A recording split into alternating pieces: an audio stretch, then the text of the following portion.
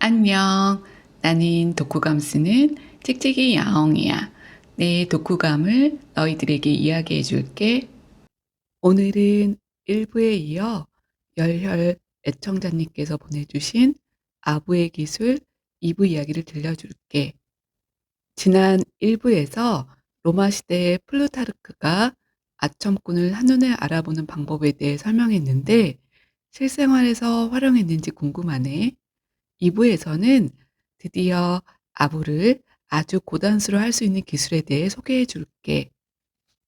15 세기에서 18 세기까지 프랑스, 이탈리아, 독일 등의 서구 궁정에서는 왕과 여왕이 절대 권력을 누리는 존재였지. 궁정은 한마디로 거대한 아부의 사슬이 엮여져 있었으며 그러기에 이곳에서 어떻게 행동해야 하는지 여러 가지 처세술에 대한 책들이 등장하게 돼. 이 중에서 르네상스 시대에 집필된 카스티글리오네가 쓴 조신노는 궁정문학의 필수 바이블로 여겨지지. 이 책의 저자 카스티글리오네는 이탈리아 만토바 지방의 귀족 집안에서 태어났어. 그가 쓴 조신, 조정에서 벼슬을 하는 신하로는 그가 외교관, 시인, 학자, 군인, 그리고 평생 조신으로 일하면서 경험한 내용을 수록한 자신의 자서전과 같은 책이지. 그 책의 내용을 요약하면 첫째, 아부가 무엇인지 합리적이고 마땅한 칭찬이 무엇인지를 판단해야 하는 사람은 조신이지 아부와 칭찬을 구별하는 일을 군주에게 맡겨놓을 수 없다. 또한 조신은 완벽하게 준비되지 않았거나 기분이 좋지 않을 때, 또 우울한 때는 군주를 아련하지 않는다. 둘째, 조신은 군주를 기쁘게 하려고 애를 쓰기보다는 기분 나쁘게 들릴 수 있는 말을 가급적 하지 않으며 특히 많은 사람들 앞에서 군주에 대한 예를 철저히 지키고 겸손하게 행동하며 되도록 말을 삼갈 것을 강조하지. 셋째, 그는 실제로 군주에게 아부를 하려거든 우아하게 하라고 충고하고 있어. 조신은 많은 것을 멋지게 할 수 있지만 실제로는 어떤 것도 하지 않는 것처럼 보여야 한다고 해.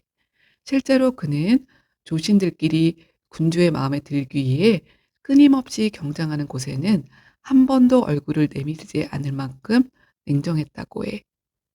또한 그는 일부에서 아첨꾼을 구분해내는 방법을 알려준 플루타르크와는 다르게 친구와 아첨꾼을 구분하는 것 자체가 무의미하다고 하지.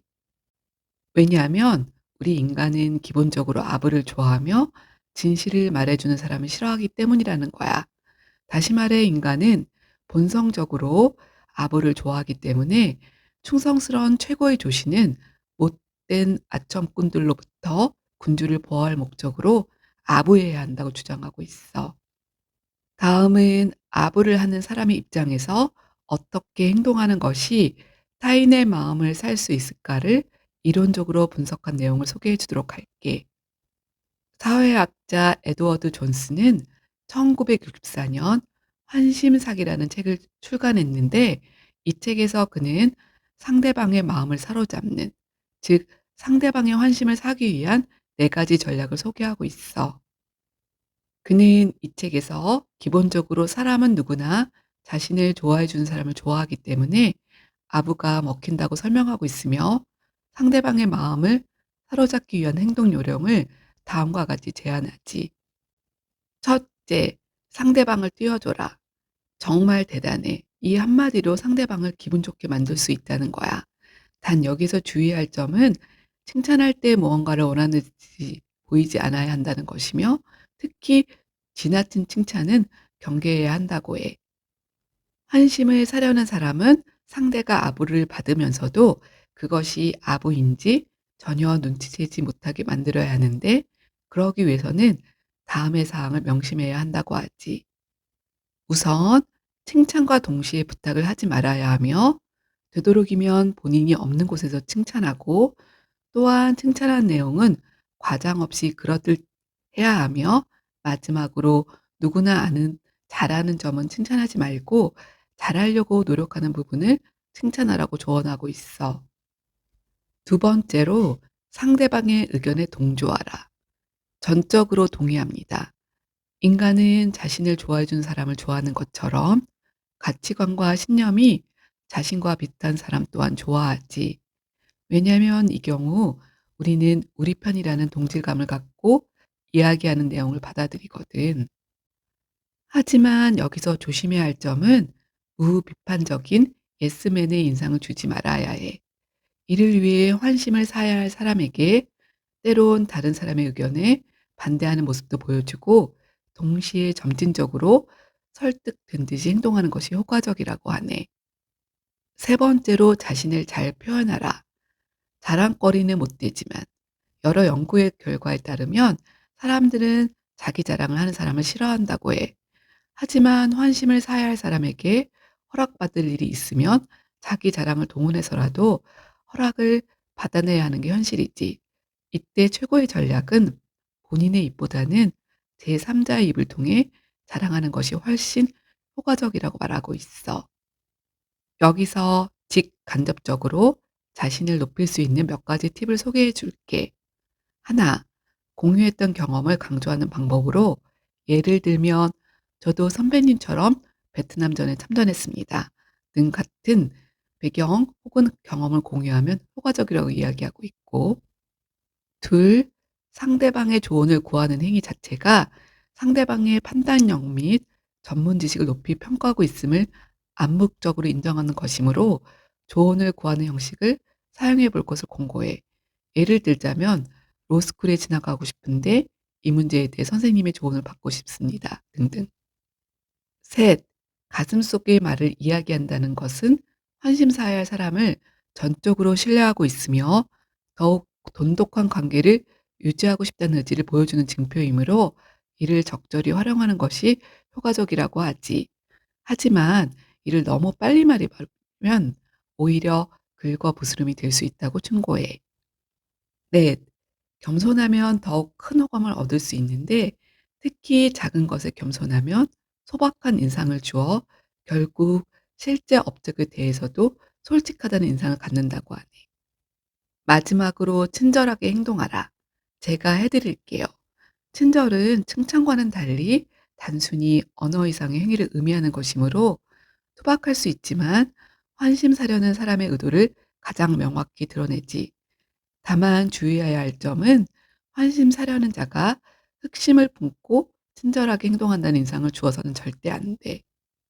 그리고 효과를 극대화하기 위해서는 당신이 다른 사람에게 친절을 베푸는 모습을 작업 상대가 보게 되는 것이 작업 상대에게 직접적인 친절을 베푸는 것보다 더 좋은 결과를 낼 수 있지. 이 책은 우리 대다수 사람들이 이때까지 부정적인 시각으로 바라보았던 아부에 대해 인류학적으로 그리고 역사적인 의미를 살펴보고 특히 아부를 해야 하는 사람의 입장에서 자연스럽고 세련되게 아부를 하기 위해 신경 써야 할 사항들을 정리해 주고 있어. 또한 아부를 받는 사람의 입장에서도 다양한 상황에서 아부에 대해 어떻게 적절하게 응대해야 하는지에 설명해 주고 있지. 아부, 플래터리라는 단어의 특별한 점은 어원이나 역사성이 아니라 놀랄 만큼 다양한 유사어, 구어, 속어 등등 영어만 하더라도 133개가 넘는다는 점이야. 이는 인간 사회에서 아부는 어느 때 어느 곳이나 존재하며 우리는 아부 때문에 즐겁기도 불쾌하기도 심지어 살맛을 느끼게 한다는 증거겠지.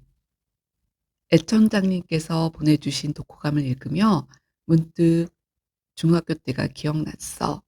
그 당시 나는 유달리 미취에 대한 구분이 확실했고 못생긴 아이들을 좋아하지 않았지. 근데 어느 날 미술 시간에 같은 반 아이를 그릴 일이 있었는데 그 아이를 자세히 관찰하다 얼굴은 이쁘지 않지만 목선이 무척 예쁘다는 걸 깨달은 거야. 그러면서 다른 아이들도 그 아이처럼 관찰하다 보니 모두들 적어도 한 가지 이상 예쁜 구석이 있다는 걸 확인하고 얼마나 당황했지만 신기했는지 몰라. 그 이후 사람을 만나게 되면 그 사람의 아름다운 점을 찾는 재미를 갖게 되었지. 그리고 그 점을 적극적으로 상대방에게 이야기해 주었을 때 상대방이 놀라면서도 기뻐하는 모습을 보고 나도 좋았어. 아부가 세상을 살아가는데 필수 불가결한 것이라면 나의 방법도 괜찮은 것 같지 않아? 거짓말하지 않아도 되고 조그만 관찰력과 애정만 있다면 충분히 가능하니까. 새해 1월 1 일이야. 지난 한 해 부족한 독후감을 청취해 주신 구독자님들과 그리고 잠재적 구독자님들이 모두 행복하고 건강한 한 해가 되었으면 좋겠어. 모두에게 주님의 풍성한 은혜가 가득한 2024년이 되길 바랍니다.